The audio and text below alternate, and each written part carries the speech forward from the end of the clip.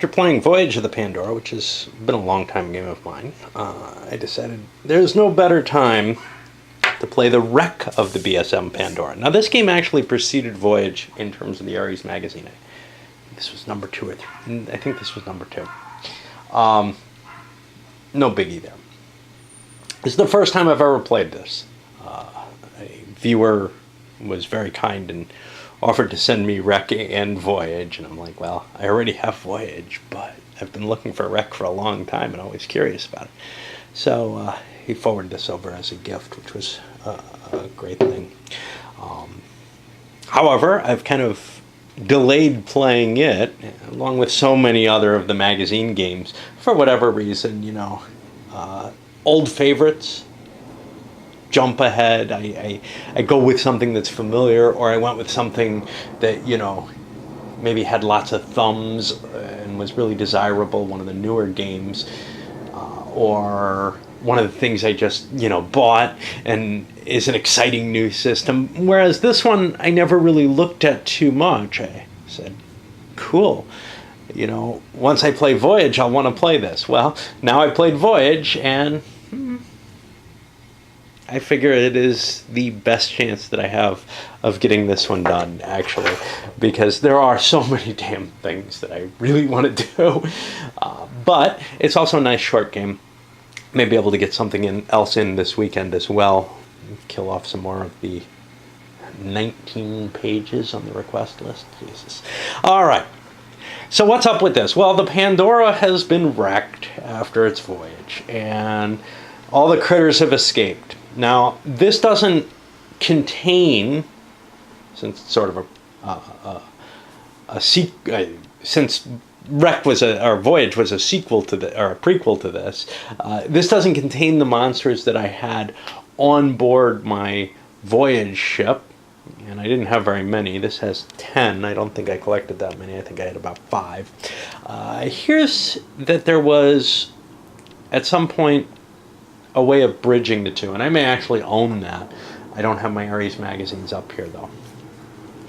So, what do you have? Again, not a lot of familiarity here, so it's going to be tough. I got a whole bunch of blank counters that I don't think are anything other than extra counters, but maybe they'll serve a purpose in the game. We'll see. I don't remember seeing them. I've gone through the rules already. I think I read them once when I got it. I know I read them just today, and I'll be going through them again now, but I'm not comfortable with the game. I have some vague ideas with it, but it's got some interesting different concepts to it. As a game, though, my initial impression is this is something of a cross, to put it in popular game terms, between Red November, where you're going to be dealing with a ship whose systems are failing, although this is no Euro, and Red November feels very much like a Euro, and Awful Green Things, which I can't show you because I don't know where I have it hidden. Yeah, it's under there. That little green box. So, in the sense that you're going to have a bunch of these monsters and maybe robots running around fighting you. But there's no monster player. This is a semi-co-op. Maybe the first semi-co-op. I'm not sure. How far back does this go? 1980. So this is, you know, right about when I'm starting gaming. Maybe a year after I start. And I can't think of anything else that had this kind of capacity. Basically, everybody, it holds up to 5 players. It can be played solitaire. Every character really wants to survive, and they need the ship to last for that to happen. There's no escape to the waiting rescue ship in this one. They've got to get the ship up and running again. Now, unlike something like Red November, you're not dealing with a ship that's necessarily constantly degrading, I don't think. We'll look at the event tables and see how that works out. But it looks to me, for the most part, you've got a ship that's in its near worst condition, but it's in the process of shutting down. And you've got to get the system stabilized, or else you're all going to die. At the same time, you have these monsters running around, which will be operated by an AI type of system, and possible robots malfunctioning and attacking you. And you have to deal with them at the same time. Your final victory conditions for this are to stabilize the ship, patch all the holes in the hull, get all the critters locked away, and I think probably put any robots out of your misery that are gone berserk. Now, for setup for the game, let's take a little look at the board. I haven't really paid enough attention to it yet. I've got a laminated board, which normally I don't like, but for this actually it's not going to be too big a deal because it's not big enough to really pooch anywhere annoying. The play area is pretty much here. What you have is this cold shutdown display. This is your time limit, basically. If the ship goes into all systems down, you lose. You want to get it all up to all systems go, and the ship's running. That's one of your conditions.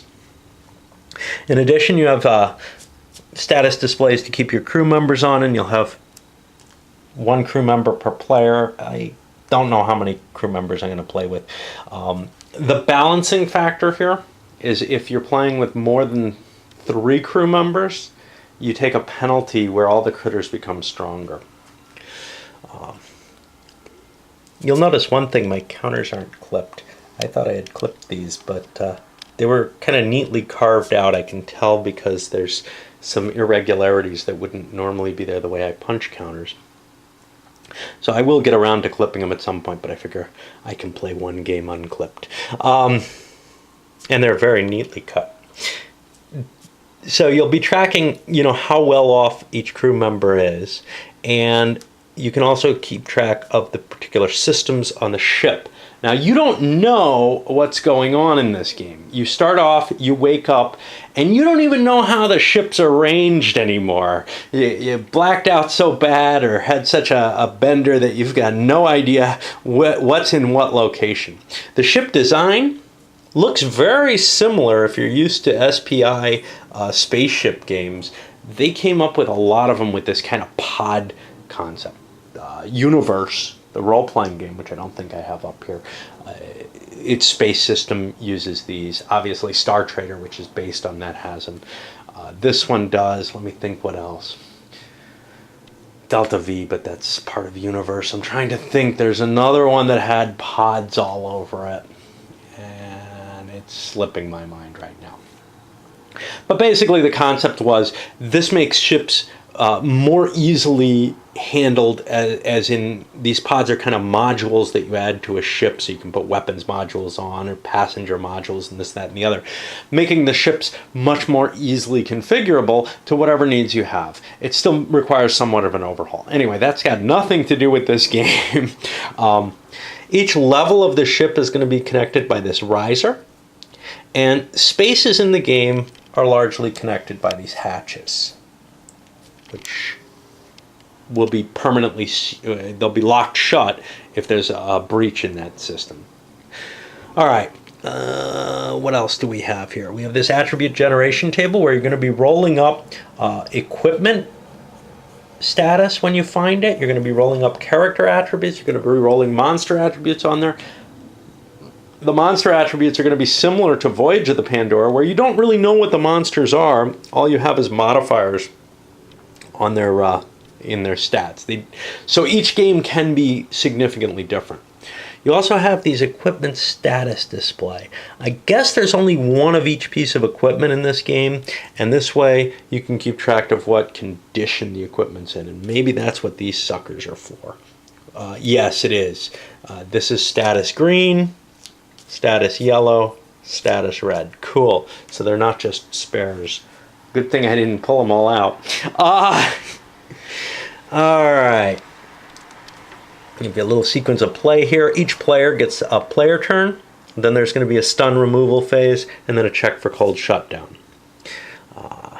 Some tables here. These are combat tables, repair table, reactions to see how the different critters are going to affect you, and that's going to be based on their aggression versus their intelligence. I'm actually not sure. Maybe the critters don't get rolled up. We'll see. Anything else here? Okay. you have some ability to go outside the spaceship too.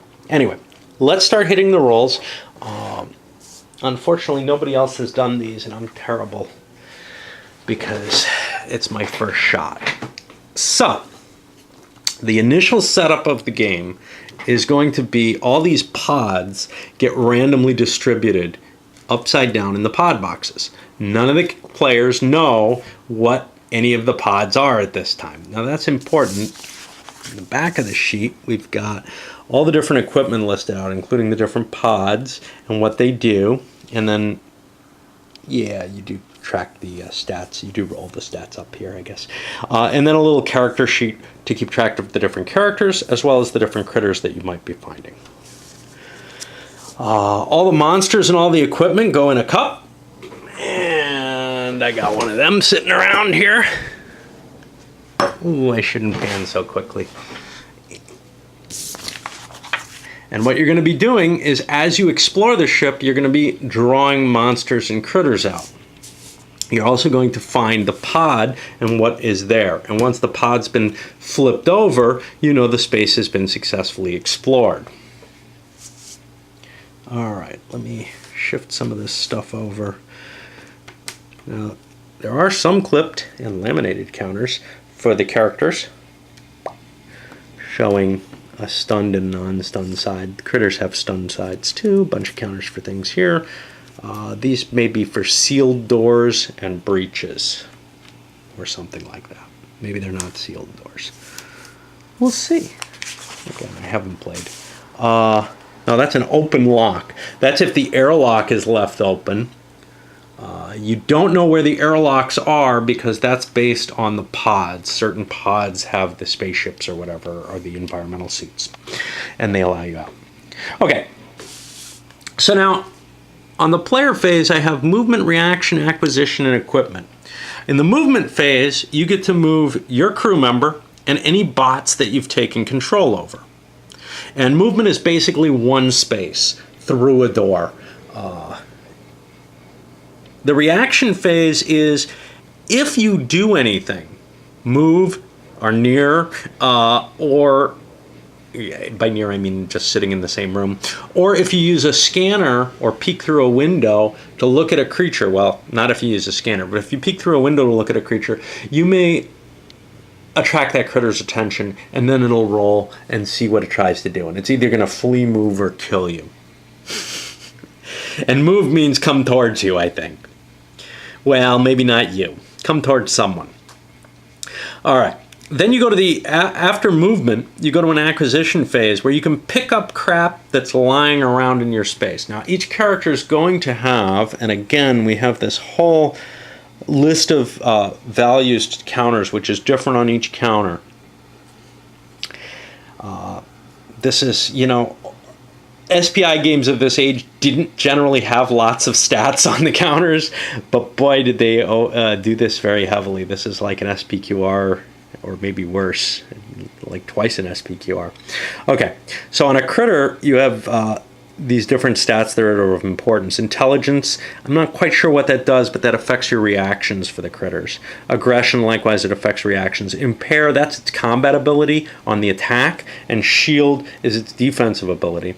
Weight is how much it's going to weigh to carry. Port is how much it can carry, and yes, the critters can carry stuff. Now, these are all die roll modifiers, and speed, obviously, is how fast it moves. Equipment also can have values which you can use to replace your own values, with the exception, of course, of weight, which says, hey, that's my, you know, that's how much this thing weighs to carry. So what's important here is characters also have stats, and you're going to roll these up on the attribute generation table, and there may be modifiers to that for the characters. I don't know. I've gone completely out of focus. Sorry about that. Okay, but you'll have the same stats here, and the repair is the ability to repair things, and my wet elbow stepped on the rules. Weight is the weight of the character in case you're dragging the character around for some reason.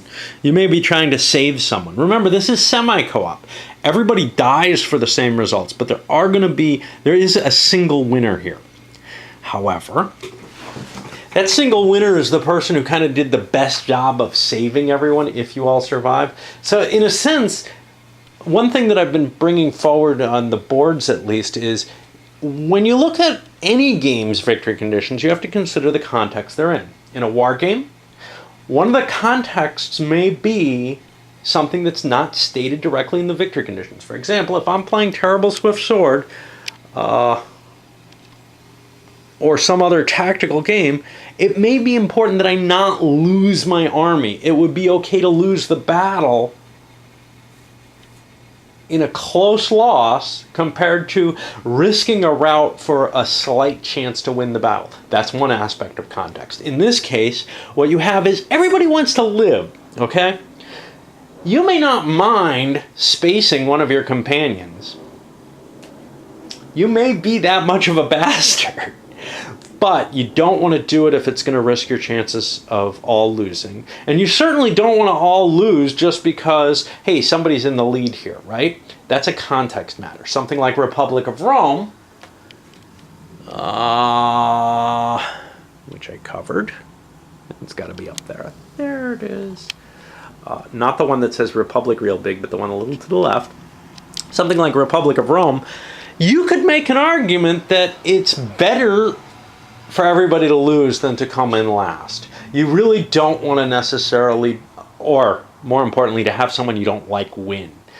You could make an argument that Rome falling might be better for your family and your faction than someone who has it in for you becoming emperor or consul for life or something. In this game, though, I think it's pretty damn clear. You want to survive first and foremost. And then the secondary aspect is, hey, if we all survive, or if some of us survive, I want to be the guy who gets the glory here. All right. So, where are we? Yeah, chattering about random stuff again, right? All right. So for the setup of the game, like I said, the pods go out. You put various things on the marker tracks. Although what you don't know is the current status of the systems. That's going to be rolled up as you find them. And is there more you don't know? You obviously don't know the status of the tools. That also be rolled as you find them. Very, very random starting situation. One that isn't obvious until you discover just how bad it is. Okay. So crew attributes are going to be rolled 1 or 2 dice. All crew members are determined at the beginning of the game. System levels during discovery. Do we have a procedure for crew attributes? We have it here. Crew members' stamina level and major systems. Those can go up throughout the game. So characters can heal from their starting situation. They can go up to a 9 over here. And it looks to me like you always roll 2 dice, but I don't know. Here it seems to state that sometimes you roll less than 2. We'll see if there's any aspect that says that. Okay, specimen attributes are 2 dice added to the attribute modifier. If the attribute modifier is shaded, it'll be a minus to that die roll. And then you get the actual attribute by cross-referencing that on here. It'll be a number from 1 to 9. And that has to be recorded on paper. 1 die is rolled in conjunction with the attribute table to determine the crew members' repair and weight ratings. Okay, so those are going to be smaller numbers, essentially. But 2 dice for impair, shield, stamina, port, and speed ratings of the crew members. So this is going to have a more random starting characters than Voyage did. Voyage gave you a starting set of characters where almost all the stats except intelligence are predetermined. When you move, like I said, you move 1 space. Crew members move at their option.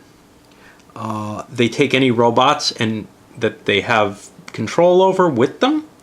They also carry any tools that they have room to carry, but they've got to leave behind what they don't. other units in your space can prevent you from leaving. If your speed is not higher than any enemy units, and enemies are defined as critters, berserk robots, not other crew members, they can't get in your way, then you can't leave if you don't have enough speed compared to them. Any lock where there's a breach in the space, so if this pod is breached, this airlock will not work and you can't use it to move through. But normally it costs one move. It costs you one move to move between those. You can scan instead of moving. There you're peeking through the viewport lock into the space, and then you use normal discovery and reaction as though you entered the space. The crew member cannot move, and there's going to be a hasty movement too. 3 is subtracted from the intelligence rating of a specimen if you check for reaction when you're peeking at it through the door. This subtraction applies only to reaction checks for the scanning. The specimen's intelligence rating itself isn't changed. Yeah, okay.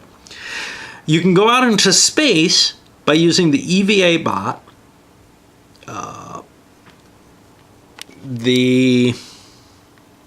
If you're using one of the Enviro rig or Armor rig, remember they have atmospheric conditions inside them if you watched Voyage. Or if you have the spacecraft Epithemius. The crew members can move 2 spaces per turn by using hasty movement. You declare this before you start moving. If you have to make a reaction check, the intelligence and aggression of the specimen for which a check is being made increase by 2 on the table. That doesn't increase their permanent value. Specimens aren't treated as crew members. They're going to be handled by the AI. They move, attack, and acquire and abandon equipment. Now they can pick up equipment, but they don't get to use it. So they're just grabbing stuff and keeping it out of your hands, as mandated by the results on the reaction table.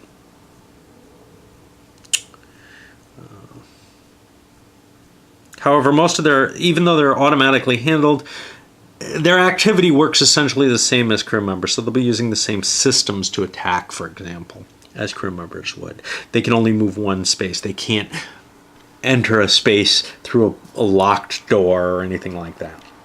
Okay, at the beginning of the game, everything's unknown. All you're going to have is these little markers in each pod. None in the tubes, none in the risers.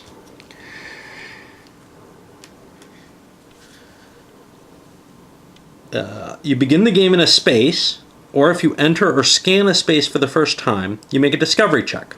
If you roll 4, 5, or 6, the space is empty. On a roll of 1 through 3, you'll get a number of playing pieces equal to that number drawn from the cup and dropped into the space. These will be tools and or specimens. The counters are placed in the new space. If the space is a pod, the pod marker is turned face up and left in the space to identify its function. Now, what's going to be kind of difficult here is there's no way of marking which tube and risers you've moved through.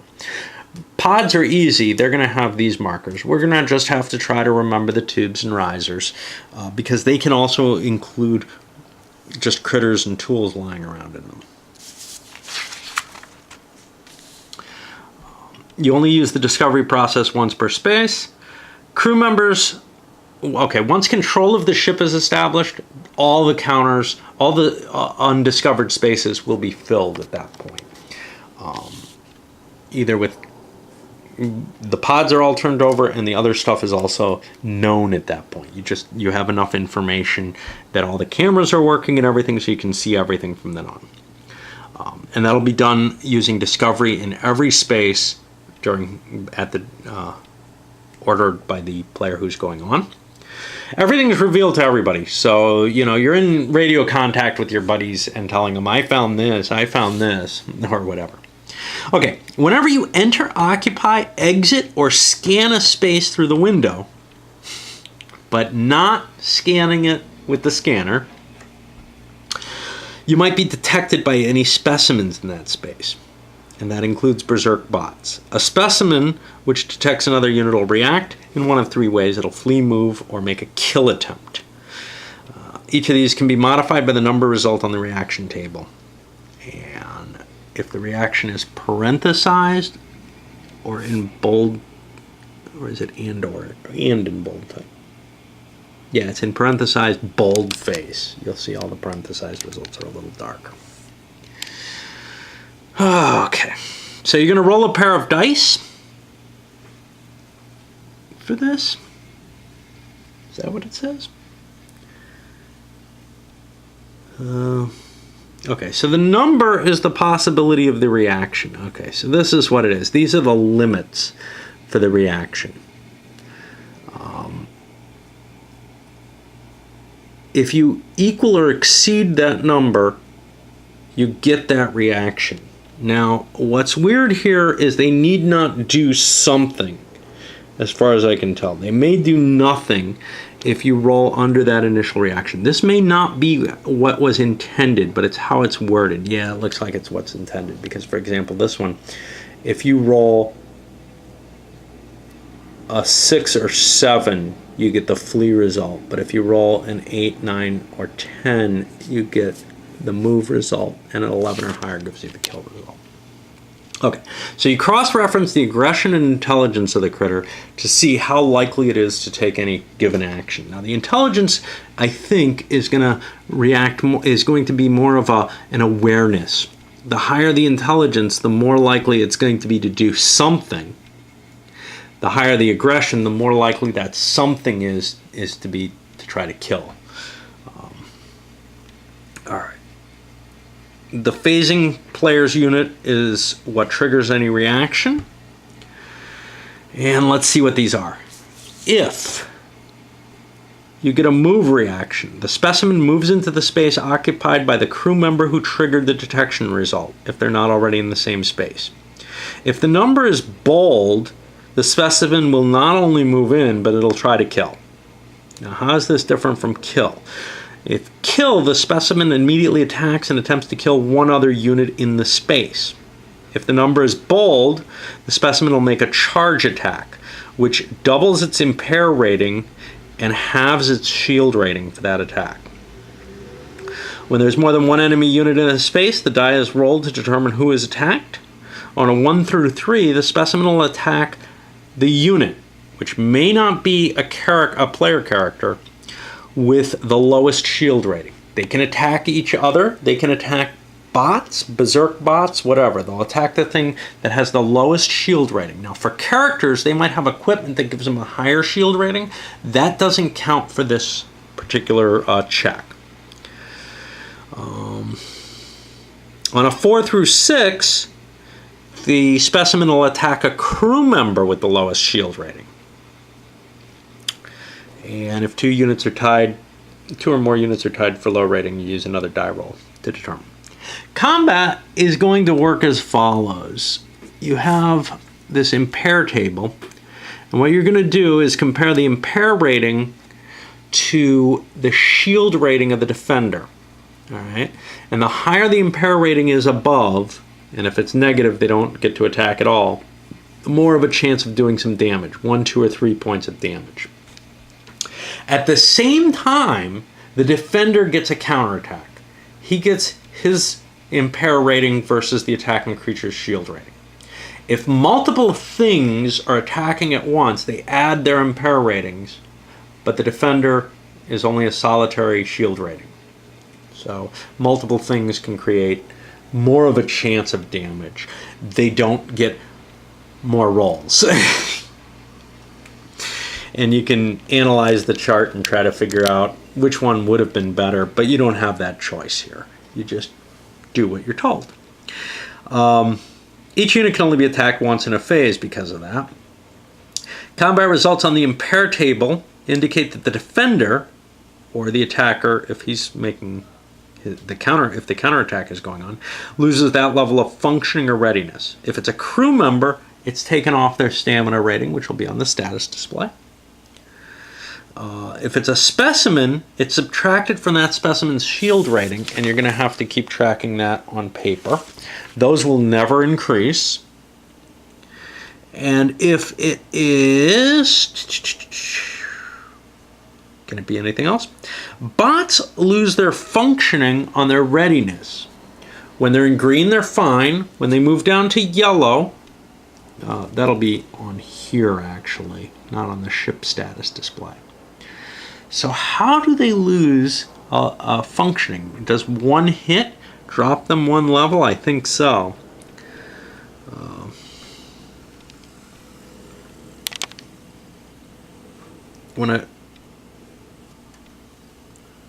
Okay, if a crew member or specimen goes down to 0, either shield rating or stamina, they're dead and they're removed from play. A bot whose readiness is dropped to red is no longer functional. It stays on the map, but it may not be used until repaired. My hand is killing me here. I should probably have this on the thing.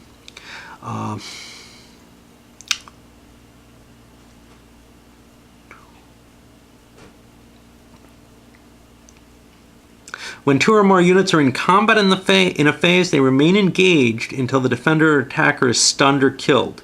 Engaged units may only be involved in combat with units with which they are engaged. They may not engage in any other activity except to defend if attacked by units with which they were not presently engaged. Units must attack one unit with which they are engaged during their reaction phase, if they're a specimen, or equipment phase if they're crew members, if such an attack is possible. I think that means you don't have to make an attack. I think you still have to make an attack even if you have a negative value. I'm not sure.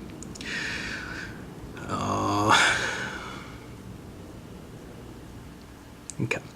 Some tools and weapons will have a stun mode. They're going to have an S on them, and in particular, let's find one. We get this one here, the Reconabot.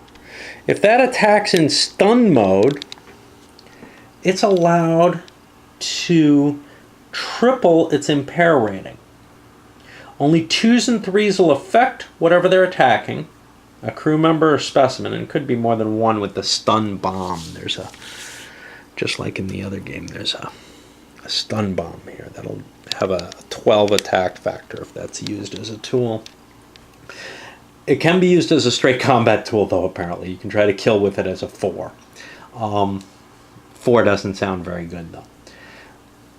So, if it gets a level 2 or 3 on the impair table, it'll stun the creature. It doesn't do any damage to it, and stunned things are marked like this, and they'll recover over here in the stun removal phase.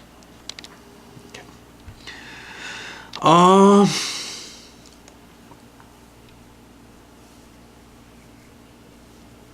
Stunned creatures cannot move, attack, or use tools until recovered, and I think they can be picked up and carried.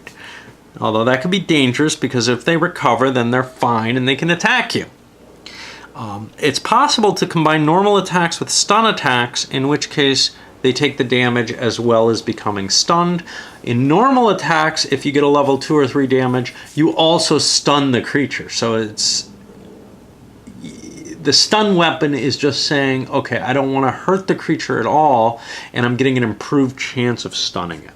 And that's important because you get more victory points for knocking creatures out and putting them away in storage.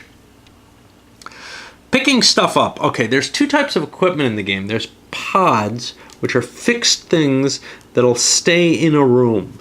They're part of the console on the wall, and you can't carry them with you, but you can possess them while you're in that room.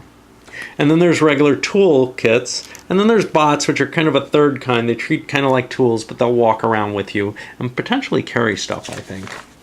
I would assume they can carry stuff since there's an ambot in here. They probably have a port rating that's the middle rating. Yes, they do. So they can help you carry equipment. Of course, that's equipment they're equipped with.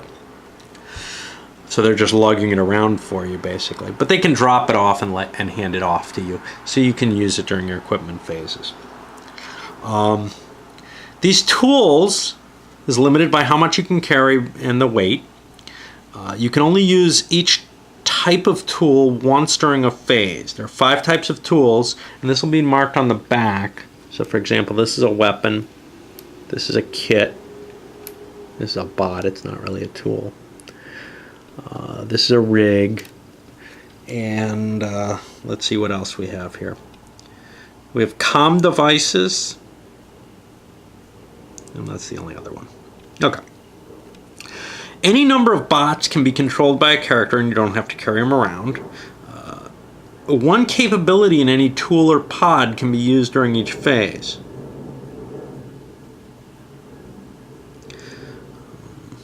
Some of these tools have multiple capabilities. So, I mean, plus you could smack somebody over the head with a tool, I guess. I'm not sure. I'm not sure if there are any that you can do that with. The armor rig, but that's not really smacking someone over the head with it. You're dressed in that. In fact, if you're wearing a rig, it doesn't count against your weight, and it replaces your stats with those values, I believe. Specimens and bots can carry stuff, but they can't use it. Crew members use tools in lieu of their own capabilities. If equipment is green, you can use it under normal conditions. If it's in yellow, every time you use it on a 1 or 2, it'll drop down to condition red. And remember, you're going to be marking these with these. So let's say this is like this. It could end up breaking completely if you use it. So you probably want to try to fix it. Once it's in red, it's unusable. Certain equipment, when it turns red, will be removed from the display. Weapons, comm devices, and rigs. They go back in the cup, though, so that they can be rediscovered. So it's kind of cool to use those up, because they'll fill your cup up, and your discoveries, which are a finite number, all end up being polluted with more tools. Interesting thought. Bots in condition yellow, however, if they're discovered that way, repaired to yellow, or if they are knocked down to yellow in combat, you roll a die, and on a 1 or 2, they go berserk. And then they're flipped over to their berserk side, and they will be considered to have an intelligence and aggression of 9. I think they keep their other stats, and they will not degrade through use if they're berserk. A regular bot can degrade through use if it's in condition yellow. So you want to fix your bot, which of course puts it in a risky position to being returned to condition yellow. There's a repair level, which will give you how much you fix something. So you take your repair value, you roll a die, and that's how many levels you fix. Now, I don't know why you'd need to fix something 3. Oh, yeah, ship status, ship systems need to be repaired more than just 2 levels.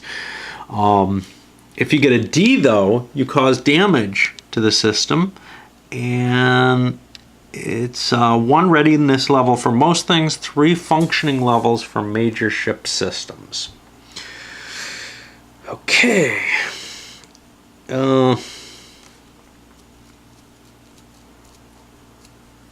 So bots will travel with you, and they'll help you. You can use their capabilities for free. They don't cost as new as other equipment, as long as you're in control of them and they're traveling with you.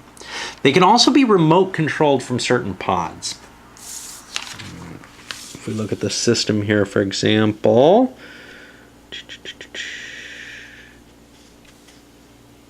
the repair pods here remote control the ImraBot, EVA bot, and U-bot.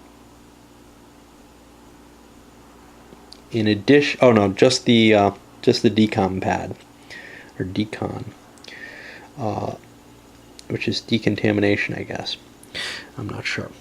These others do not. This one will control the Specibot and allow you to retrain specimens. The Aerobot. That sounds like Dunnigan was having a little bit of fun there. Yeah, we have an erotic bot that's in the crew quarters. And I'm able to figure out some of these bots that I couldn't tell from the other game. And I ought to look up to see if they have special abilities in there. So, for example, the I am pair bot, or I'm sorry, the, which one is this? No. The EVA bot repairs hull breaches. That's not in there. The IMRA bot repairs everything except crews and kits. So this could repair tools and other bots, presumably in Voyage. I don't remember any rules to it. It may have been under the repair rules, though, specifically. All right. So,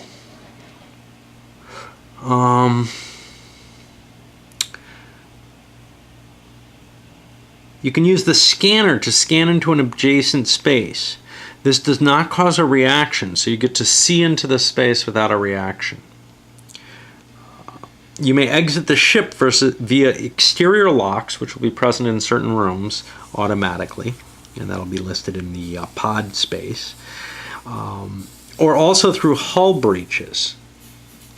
Now, how do hull breaches happen? Well, the only way I know of to make them is with a tool, the turbo laser. You can blow a hole in the hull. You can also close a breach using the turbo laser, and that costs you a movement to do. Once you go outside the ship, you can now wander upward or downward without using the risers, but you're outside the hull. You can't interact with what's inside the ship, although you can peek through the window from what I can tell, and you will not be noticed by any critters in there if you're peeking through the window. Certainly with the scanner you can do this, but it seems to imply that you can peek through the window as well. If you're in a space that's got either a breach or an external opening, then if that opening is open, anybody who's in that pod who doesn't have environmental protection is dead, decompressed. Oh, let's see what else we got. And the locks won't work if there's a decompressed chamber adjacent to them. The specimens themselves. Okay, this is where things start getting kind of funky in the game. You can restrain stunned specimens during your equipment phase if you're in the same space, in the same restraint pod or spec canal pod. And then you use the restraint capacity of the pod, and you'll capture all those critters. You get victory points for that. You can carry stunned specimens by their weight. Control of the ship is one of the conditions of victory. Once control is established, the contents of all spaces become known. You have to occupy the con, comp, or nav spaces, or using the comp space through the comp communications tool to restart the ship's systems if all 5 major systems are at level 4 functioning or higher. Now, this is level 4. To me, I would say that sounds almost like it should be level 5, but okay. A die is rolled and it's indexed on the restart table, which is here. And what do you get? If the die roll number falls within the numerical span necessary to restart every system, all systems are restarted, raised to level 9, functioning, and control is established.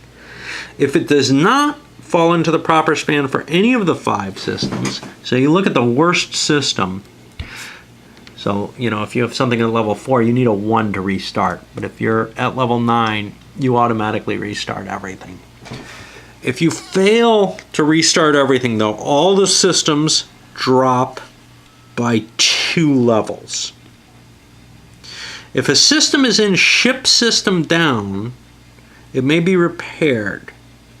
Restart can only be attempted once per phase during phases in which all 5 systems are at least at level 4. And remember, you probably want them higher than that to have a decent chance, although you may be in an emergency situation, which would be a cold shutdown. When the status of the major systems is discovered, the discovering player finds out the extent to which cold shutdown has progressed. If either power or enviro is at level 4 or less, cold shutdown's in progress. The level of that system is the extent to which the procedure is in effect. You multiply the level of the lower of those 2 systems by 5, and place cold shutdown in the box there. So we're talking about if you're level 4 or less, well, level 4 times 5 gives you a 20 as your starting point for that.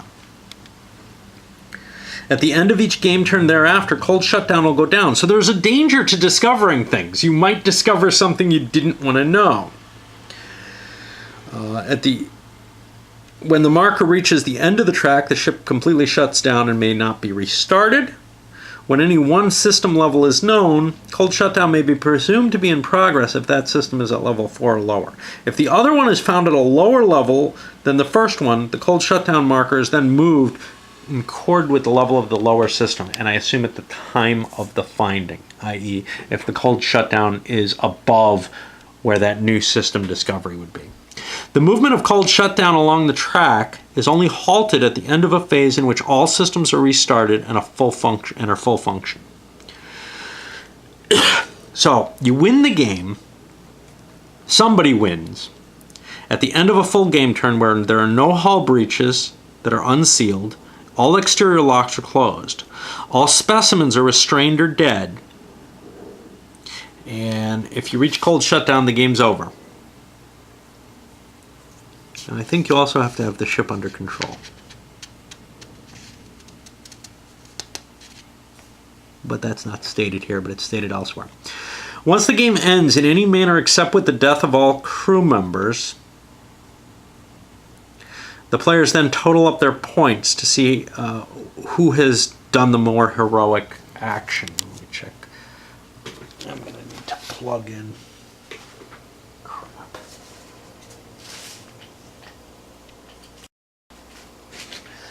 I don't like cutting my video because it means I have to use the Windows Movie Maker, and that actually skews my videos and makes them worse. Of course, my shaky hand plugging in makes them worse too. Okay. So, whoever restarts the ship's major systems, whoever does that job gets 25 victory points. Hey, that might be a reason to take a chance on it. Okay, but you don't want everybody to die. But being the hero is a sort of an interesting bonus here. That's how you actually win. Each creature that you restrain or kill, you'll get a die roll number of victory points for restraining it, and half a die roll, rounded down, for killing one. You subtract all your attributes from the amount of points you've collected, and you could win with a negative total value. If you die, you can win the game as a hero. And then there's a significant amount of historical data about the crew and such not, which is neat because, you know, some of that's invested in the other one. And Voyage had a little story in it about the voyage. This may also have come with a story. I think all the Areses that I remember, but maybe not Barbarian Kings, which is the one right after this, had a little story that fit in with the game. This is kind of neat. It gives all the different information here about the different pods, what you can do from them. And, you know, we'll play with this as we go. As with the charts, we'll get kind of used to it. Unfortunately, it doesn't seem to be that there's any...